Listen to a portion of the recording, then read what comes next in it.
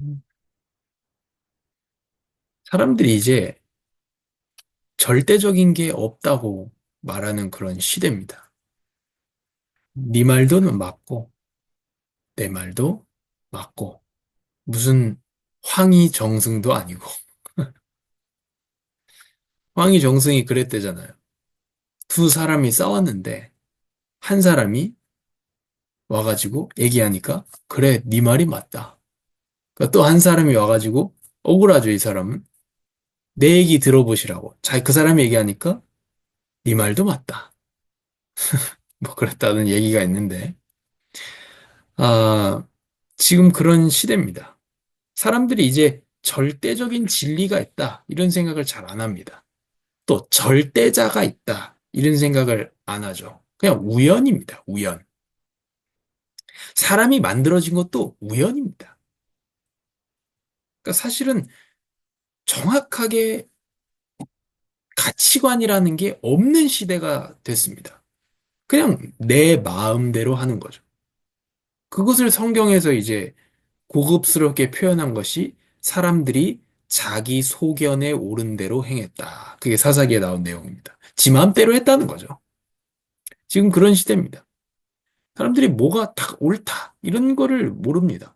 근데 사람이라는 존재가 그렇게 창조되지 않았기 때문에 계속 바른 거를 찾습니다. 하지만 또 한편으로는 없다고 얘기합니다.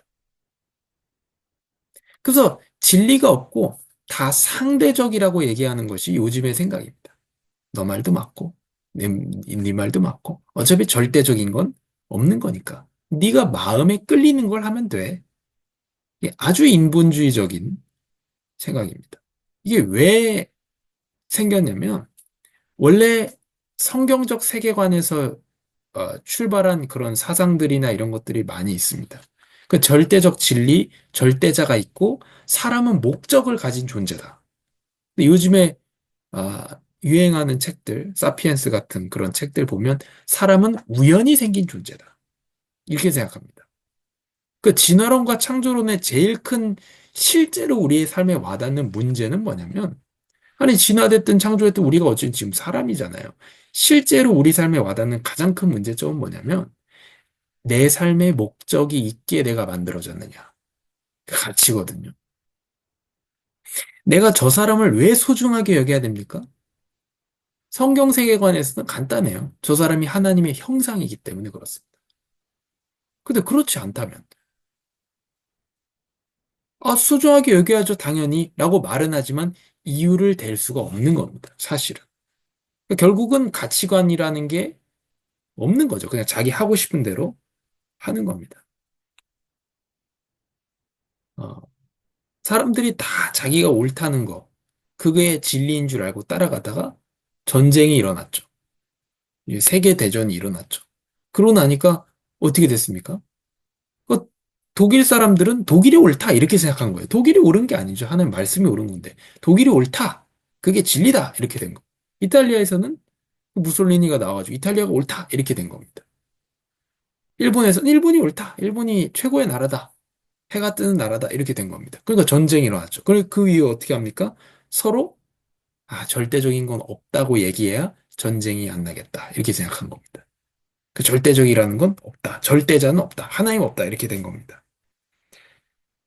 결과적으로 화평이 왔느냐, 평화가 왔느냐? 아니죠. 무질서하고 무절제한 삶이 일어나기 시작한 겁니다. 그게 가장 먼저 이제 유럽에서 시작된 거죠. 그래서 혼돈과 불화가 오히려 찾아왔습니다. 절대적인 게 없다고 얘기하면 사이좋게, 야, 어차피 절대적인 거 없으니까 너 말도 일부는 맞고 내 말도 일부는 맞아. 이렇게 사이좋게 지낼 수 있을 것 같았는데 그렇지 않았던 거죠. 사람이 그렇게 되어 있지가 않습니다. 그래서 사람은 목적을 가지고 창조된 존재입니다. 그래서 우리에게 진정한 기준과 진리가 필요합니다. 그래서 오늘 본문의 말씀에 부름받은 군대가 진치는 내용입니다. 우리 성경 본문 끝까지 따라 읽으셨습니까? 아니면 읽다가 포기하셨습니까? 뭐, 막, 안 돌아가죠, 입이. 뭐, 엘리 뭐 어쩌고 하면서 안 들어가는데. 끝까지 읽어야 됩니다. 왜 끝까지 읽어야 되죠? 치매 안 걸리기 위해서. 끝까지 읽어야 되는 게 아니고, 보세요. 여기 내 이름 써져 있다고 생각해 보세요, 성경에. 내 이름. 아, 성실히 읽겠죠. 하나님이 이 사람들을 소중하게 여기고, 또 역사적인 사실이라는 것으로 이름을 기록한 것이기 때문에, 이런 부분들을 또 읽어야 됩니다. 부름받은 군대가 진을 짜죠. 어디는 유다를 기준으로, 어디는 르우벤을 기준으로, 남쪽에는 르우벤을 기준으로, 동쪽에는 유다를 기준으로 세 개씩 있는 겁니다. 유다를 포함해서 세 개. 북쪽에 세 개, 남쪽에 세 개, 동쪽에 세 개, 서쪽에 세 개. 그래서 동쪽에 유다 지파 중심으로 먼저 움직이죠. 그리고 그 다음 움직이고, 그 다음 레위 지파 움직이고, 이런 식으로 가운데에 있는, 회막에 있는 레위 지파가 움직이고, 이런 식으로 진을 친 겁니다. 군대이기 때문에. 우리가 세상 속에서 살 때 하나님 우리가 어떻게 살기를 원하냐? 진을 치고 살기를 원하신다는 거예요. 자기 마음대로가 아니고요. 각각 자기의 진영의 군기와 깃발이죠. 자기의 조상의 가문의 기호 곁에 진을 치되 회막을 향하여 사방으로 쳐라. 하나님 우리가 회막을 향하여 사방으로 진치고 이 세상에서 살기를 원하십니다. 그럼 회막이 뭡니까? 이게 회막이라고 하면 잘 이해가 안 돼요. 저도 이해가 잘 안 됐습니다. 영어로 보면 확실히 이해가 됩니다. The Tent of Meeting이에요. 만남의 텐트예요. 회막은 뭐냐면 하나님을 만나는 텐트란 말이에요. 하나님을 만나는 장막이에요. 그게 회막입니다. 근데 요한복음이 예수님 1장에 뭐라 하셨죠? 내가 너희에게 거하려고 왔다고 말씀하셨죠. 그 거하려고가 내가 너에게 텐트 치려고 왔다라는 말씀입니다. 그러니까 이것은 예수님 중심으로 너희가 질서 있게 진을 치고 살라. 이 세상에서 우리 성도가 살아갈 때에 예수님을 중심으로 진치고 살아라. 질서를 가지고 살아라. 그래야 평화가 온다. 이것이 하나의 말씀입니다. 그래서 회막은 예수님을 말하는 거죠. 성막은 하나님이 임재하시는 거룩한 곳이다. 라고 얘기하는 것을 강조하는 표현이라면 똑같습니다. 회막이나 성막이나 똑같은 장소인데 이제 회막은 하나님을 만나는 곳. 하나님을 만나는 곳이 어디입니까? 우리가 예수님이잖아요. 나를 본 자는 아버지를 보았다. 예수님 요한복음에 그렇게 말씀하시지 않습니까? 내 말을 듣는 자는 아버지의 말도 들을 것이다. 나를 사랑한 자는 아버지도 사랑했을 것이다. 이렇게 예수님 말씀하셨죠. 이 중에 레위 지파는 가운데에 있습니다. 이스라엘 지파가 몇 개죠? 12지파가 아닙니다. 근데 맞아요. 12지파예요. 12지파도 맞아요. 근데 보세요. 야곱의 형제가 몇 명이죠? 야곱의 자녀들이 몇 명입니까? 야곱의 자녀들이 다 지파가 되잖아요. 야곱의 자녀가 몇 명이죠? 야곱의 자녀 몇 명입니까? 12명입니다. 그죠? 그 12지파일 것 같죠? 근데 요셉 지파 있습니까? 없습니까? 없어요. 요셉 지파 없습니다. 요셉 어디 갔어? 요셉 어디 갔어요? 요셉 지파는 없습니다. 없잖아요. 있어야 되는데 요셉의 두 아들들에게 지파를 하나씩 줬어요. 그럼 지파가 몇 지파예요? 13지파죠. 12명인데 요셉은 요셉을 빼고 요셉의 두 아들들이니까 13지파란 말이에요. 근데 왜 12지파예요? 레위 지파는 안 세는 겁니다. 자, 보십시오. 12지파가 있죠. 레위를 제외한 12지파가 있습니다. 그러면 여기에 뭐 성막을 섬기도록 뭐 여기에 예물도 드리고 하는 그런 부분도 있는데 이 레위 지파는 뭘 얘기하는 거냐면 맏아들을 얘기합니다. 장자, 큰아들을 말하는 거예요. 그래서 나머지 12지파의 장자의 숫자가 있을 거잖아요. 장자의 숫자. 거기에서 레위 사람의 숫자를 뺍니다. 그리고 남는 사람이 있어요. 그 사람만큼은 속전을 드립니다. 속전. 대신하는 돈이라고 해야 될까요? 속전을 대신 드립니다. 이 말은 뭐냐면 하나님께서 우리에게 처음 약속하실 때 마지, 첫 번째 거는 다 내 거다. 그랬단 말이에요, 하나님.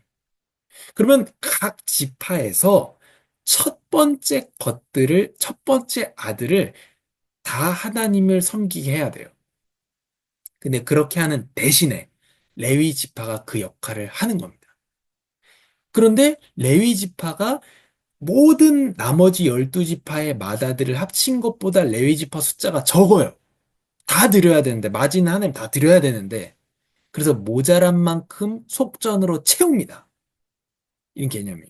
이걸 우리가 왜 알아야 되느냐, 이렇게 생각하실 수도 있는데, 하나님은 우리 마음대로 섬기는 분이 아닙니다. 우리 마음대로 섬기는 분이 아니에요. 가인과 아벨의 제사를 생각해 보세요. 하나님, 내가 열심히 준비했습니다. 하나님 기쁘게 받으세요. 그거 받아야 됩니까? 하나님이 예배라는 말은 섬김입니다. 섬김. 섬김은 어때야 돼요? 받는 사람이 좋아야 돼요. 그럼 예배는 어떻게 드려야 됩니까? 하나님이 좋아하시는 방식으로 드려야 돼요. 하나님은 하나님이 좋아하시는 방식으로 섬겨야 돼요. 이스라엘이 금송아지 만들었습니다. 송아지를 믿은 것이 아닙니다, 이스라엘은. 하나님을 금송아지라는 방법으로 섬기려고 했던 거예요. 하나님 싫어하셨죠. 왜냐하면 자기가 하나님 명령한 방법이 아니니까. 지금도 마찬가지입니다. 마음대로 하나님을 예배하는 게 아닙니다. 하나님 원하시는 방식으로 하나님 예배해야 됩니다. 그게 뭐였습니까? 맏아들을 통한 예배. 그러니까 레위 집안 맏아들을 생각한다 이렇게 생각하시면 됩니다. 맏아들과 속전이죠. 부족한 분 속전을 채우면 어쨌든 맏아들을 통해서 예배하는 것이 하나님 원하신 예배 방식이에요. 그럼 맏아들이 누구예요? 성경에서. 예수님이에요. 예수님 이렇게 말씀하시죠. 예수님 이렇습니다. 예수님은 아, 형제라고 부르는 것을 부끄러워하지 아니하셨다. 예수님이 맏아들이에요. 우리는 뭐입니까? 다 입양된 사람들입니다. 그래서 맏아들, 유일하게 자격이 있는 아들이 누구냐? 예수님이. 우린 자격이 없어요. 싹 다 죄인이고 자격이 없는 존재입니다. 하나님 앞에 나아갈 수 없어요. 레위 지파의 수고를 통해서만 이스라엘 백성들이 하나님 만날 수 있었어요. 레위 지파의 수고를 통해서만. 뭐죠? 예수님의 십자가와 부활이라고 하는 그 사역을 통해서만 성도들이 하나님을 만날 수 있다는 얘기예요. 그 레위 지파가 가운데 있었던 것은 예수님을 말하는 겁니다. 그래서 우리는 예수님 안에서 하나님을 만날 수 있고요.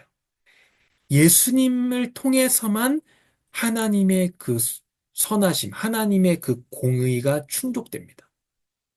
그렇지 않으면 우리는 죄인이기 때문에 하나님 앞에 설 수가 없습니다. 만날 수가 없습니다.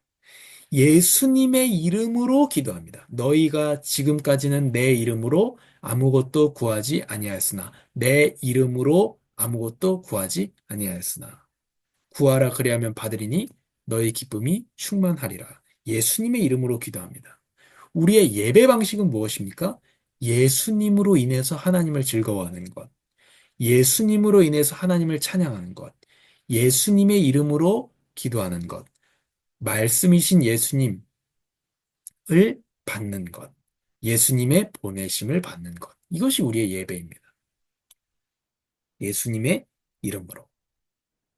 그래서 기도에 예수님의 이름으로 기도합니다. 아멘. 은 단순히 뒤에 하나 붙이면 되는 게 아닙니다. 내 마음대로 기도해놓고 예수님 이름으로 기도합니다. 예수님 이름은 아니잖아요. 우리가 아, 회장이나 대통령 이름도 함부로 팔 수가 없는 거예요. 자기 마음대로 갔는데 회장님이 보내셔서 왔습니다. 이러면 큰 문제 생기겠죠. 자기가 왔는데 대통령이 보내서 왔습니다. 자기가 그냥 하는 건데, 어, 나 어디 검사입니다. 검찰 사칭이죠. 보이스피싱. 사칭입니다. 내 마음대로 기도하고 예수님의 이름으로 기도합니다. 하나님 사칭이에요. 큰 문제입니다. 그것이 아니라 하나님의 뜻대로 구하는 것이죠. 그래서 예수님이 가르쳐 주신 기도에 예수님의 이름으로 기도합니다. 아멘이 없다는 사실이에요. 그냥 아멘이잖아요. 나라가 임하시오며 뜻이 하늘에서 이루어진 것 같이 땅에서도 이루어지이다 하면서 마지막에 아멘. 그거 끝납니다. 그 예수님의 이름으로 기도하라는 말은 정말 예수님의 뜻을 따라서 기도하라는 거죠. 아버지 가르쳐 주신 그 기도 안에 속하는 그 정신으로서 기도하라는 말씀이죠. 세 번째로 질서의 하나님이 우리의 중심이 되실 때 우리 삶에 질서가 찾아옵니다. 내 머릿속에 질서가 찾아오고요. 예수님 중심으로 갈 때에 우리 가정에 질서가 찾아옵니다. 예수님 무엇을 기뻐하실까? 간단하거든요. 다르지 않은 겁니다. 왜 가정에 불화가 생깁니까? 생각이 다르기 때문에. 왜 생각이 달라요? 물론 사람이 생각이 다를 수 있는데 근본적으로 생각이 같은 겁니다. 왜요? 예수님이 무엇을 기뻐하실까? 거기에 이르게 되거든. 예수님 무엇을 기뻐하실까? 그러면 화평하게 되는 거예요. 왜 불화가 생기냐? 네 생각도 맞고 네 생각도 맞고 그러면 사이좋게 지낼 것 같은데 더 불화 생긴단 말이에요. 예수님의 말씀 앞에 그 군기 아래 군대 깃발이죠. 거기에 쫙 질서를 맞추는 겁니다. 그래야 화평이 찾아옵니다. 내 생각이 아니고 내 생각 가지고 하나님 말씀으로 얘기하는 게 아니고 진짜 하나님 말씀이 중심이 되고 내 중심이 되고 가정의 중심이 될 때, 교회의 중심이 될 때 화평이 찾아옵니다.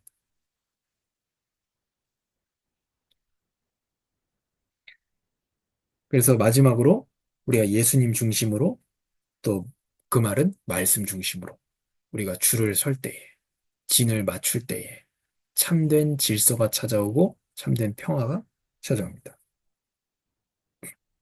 우리의 삶을 주님께 드리기를 바랍니다. 우리의 삶을 주님께 드릴 때 이게 뭡니까? 말씀 중심으로 서는 거예요. 내 생각이 아니라 무엇이 예수님을 기쁘게 할 것일까? 무엇이 하나님을 기쁘게 할까요? 그래야 질서가 찾아오고요.